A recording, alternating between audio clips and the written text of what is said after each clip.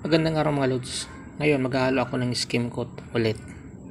So ang ginagamit kong skim coat ay ABC.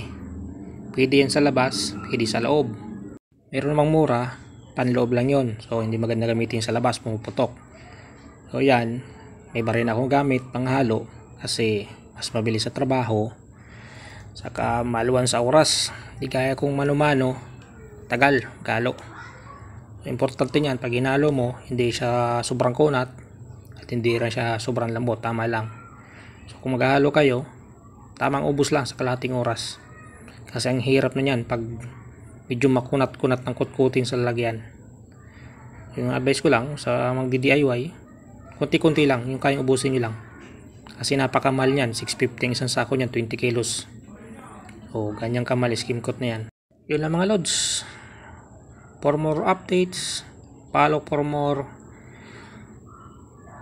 God bless us all.